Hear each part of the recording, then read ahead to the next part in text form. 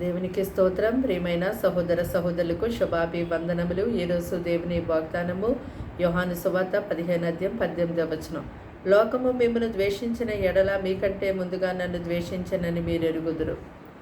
చూడండి, ఈ లోకములో ప్రభువైన యేసుక్రీస్తు వారు ఎంతో గొప్ప నీతి కలిగి పరిశుద్ధంగా పవిత్రంగా ఈ లోక ప్రజల రక్షణార్థమే ఆయన ఎంతో అగచాట్లు పడి శిలువ మీద మరణించి ఈ లోక ప్రజలందరినీ రక్షించడానికి తన ప్రాణమును అర్పించారు. అయినప్పటికీ ఈ లోకము ఆయన ఎంతగానో ద్వేషిస్తూ ఉంది. ఆయన చనిపోయి మరి ఈ లోకాన్ని విడిచి వెళ్ళి 2000 సంవత్సరాల కంటే ఎక్కువైనప్పటికీ కూడా ఇంకా ప్రభుని ద్వేషిస్తూనే ఈ లోక జనులు జీవిస్తున్నారు.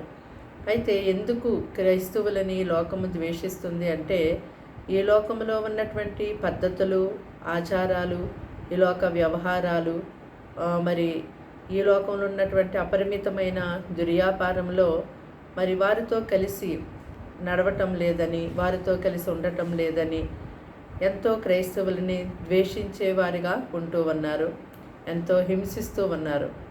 అయితే ఈ లోకములో ఉన్నటువంటి అన్యజనులు ఈ లోక సంబంధులుగా ఉండి లోకాన్ని స్నేహిస్తూ ఉన్నారు. మరి ఎవరైతే ప్రభువైన యేసుక్రీస్తు వారిని వెంబడిస్తున్నారో వారిని ప్రభు తన ప్రజగా ఏర్పాటు చేసుకున్నారు. తన ప్రజలైనటువంటి వారు తన కొరకు ప్రత్యేకంగా జీవించాలని తన వాక్యం ద్వారా సెలవిచ్చారు. కనుక మరి క్రైస్తవులుగా ఉన్నటువంటి ప్రతి ఒక్కరూ కూడా క్రీస్తు కొరకు ఈ లోకానికి వేరై మరి పరలోక సంబంధాలుగా ఈ లోకములో దేవుని కొరకు ప్రత్యేకంగా జీవిస్తూ ఉంటారు. అయితే మరి ఈ లోకములో క్రీస్తు కొరకు ప్రత్యేకంగా జీవిస్తున్నప్పుడు హింసలు, బాధలు, దూషణలు, ఇలా అవమానాలు ఎదురవుతూనే ఉంటాయి. అయినా కూడా ఎంత మాత్రము కూడా ఈ లోకమునకు, ఈ లోకంలో ఉన్నటువంటి నీకు ఎదురవుతున్న పరిస్థితులకు భయపడకుండా క్రీస్తు కొరకు మరణం వరకు నమ్మకంగా ఉండు. మరి ప్రభు నీకు జీవ కిరీటమును ఇస్తారు. ప్రార్థన. దేవానికి వందనాలు, స్తోత్రాలు, స్తుతులు చెల్లిస్తున్నాం తండ్రి. ఈ మాటలు వింటున్న నీ ప్రజలను మీ రక్తంతో కడిగి ముట్టి పవిత్రపరచండి, పరిశుద్ధపరచండి. వారికి, వారింటి వారికి గొప్ప నీ రక్షణ యేసు నామములో దయచేయండి. ఇదిగో ఈ దినమంతా వారికి నీ యొక్క కాపుదల మెండుగా దయచేయండి. వారికి ఆయుష్, ఆరోగ్యాన్ని మని ప్రార్థిస్తున్నాము. ఎటువంటి అనారోగ్యంతో బాధపడుతున్నారు నీ హస్తం వేసి ముట్టి స్వస్థపరచుదేవా. వారికి ఉన్న సాతాను శోధనల నుంచి వారిని విడిపించండి. చదువుకునే పిల్లలకి, ఉద్యోగం చేసే పిల్లలకి, వ్యాపారాలు, ఏ పనులు, ఏ విషయాల్లో బిడ్డలు తండ్రి ఉంటూ ఉన్నారో అయ్యా, వారందరికీ మీ సన్నిధి, మీ సహవాసము, నీ కృప తోడుగా ఉంచండి ప్రభా.